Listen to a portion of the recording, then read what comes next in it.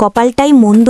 বনের সব পশুর কত সুন্দর সুন্দর লেজ, আর আমারটা এইটুকু কাটা। বাহ, কি সুন্দর প্রজাপতি! আর আমার লেজটা, আরে ওই তো খরগোশ ভাগ্নে। ওরে বাবা, ওর লেজটা তো মাখনের মতো তুলতুলে। দাঁড়াও, এটা যদি আঠা দিয়ে আমার পেছনে লাগিয়ে নেই, তবে তো আমাকে বনের রাজা দেখাবে। হি হি হি হি। কিরে ভাগ্নে, গাজর খাচ্ছিস? বলি, তোর লেজটা তো অনেক ভারী হয়ে গেছে রে, হাঁটতে কষ্ট হয় না? আয়, ওটা কেটে আমি নিয়ে নেই, তুই একদম হালকা হয়ে যাবি। মামা, দেবে তো দেবই, কিন্তু শুনেছ আজ সভায় ঘোষণা হয়েছে যার লেজ সবচেয়ে লম্বা আর সুন্দর হবে তাকে নাকি বিরাট পুরস্কার দেওয়া হবে। আর সিংহের চেয়ে লম্বা লেজ কার আছে বলো তুমি?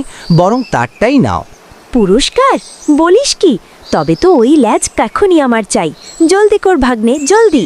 মামা সাবধানে, এই দড়িটা দিয়ে তোমার কোমরটা সিংহ মামার লেজের সাথে শক্ত করে বাঁধো, তাহলেই তোমার লেজ হবে বনের সবচেয়ে লম্বা, কেউ চিনতেই পারবে না।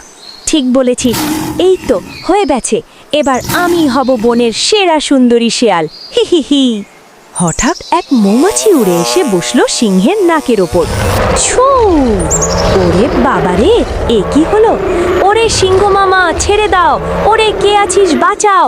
আমি আর লেজ চাই না গো। মামা, শুধু লম্বা লেজ হলেই হয় না, মাথায় একটু বুদ্ধিও লাগে।